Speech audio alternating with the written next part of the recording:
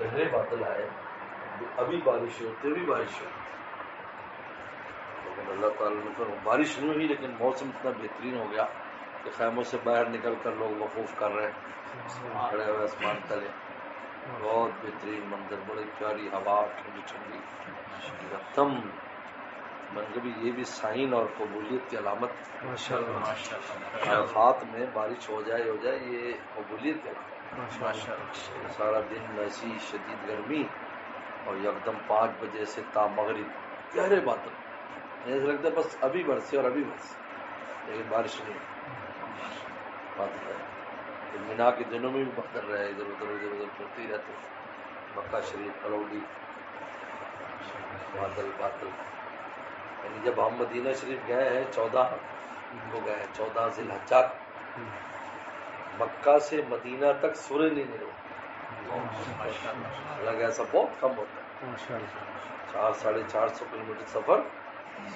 بالکل سائے میں گیا، سبحان اللہ۔ آہو فغا حجاج کے اکرام، یہ بھی نظام ہے، یہ بھی نظام، اس لیے میں نے بہت تجربہ کہ مینا میں افاق بادل آ جائیں گے یا بارش ہو جائے گی۔ بارش کئی دفعہ ہوئی مینا میں، 2019 میں تو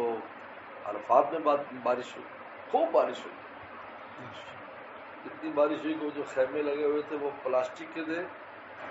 وہ پانی سے اتنے بھر گئے کہ وہ گرنے کا خطرہ ہو گیا، پھر اس میں سوراخ کیے چاقوؤں سے تو ٹوٹیاں بن گئی، سب اس کے اندر نہائے، وضو کیا اور نہائے بھی۔ عصر کی نماز بہت ہوا، اور عصر کی نماز کا سارا نظام مطلب شدید ہوا، اتنی تیز ہوا کہ ایک حاجی ایک ستون کو پکڑ کے کھڑا کیا، تگڑے جو جوان لوگ تھے، بھائی یہ ستون اڑ جائیں گے، یہ لکڑ ہمارے سر میں لگے گی، تو پھر وہ ان کو سوراخ کیے تاکہ وزن بھی کم ہو جائے، تو پھٹنے کا اندیشہ تھا،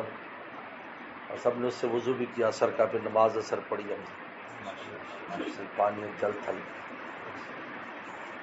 تو عرفات کا تو لکھا ہے صاف کہ عرفات میں بارش آ جائے قبولیت کے علامت، اور اس دفعہ بادل ماشاءاللہ آ گئے، بالکل ایسے 5 بجے آ گئے، حالانکہ 7:15 بجے سورج غروب ہوئی۔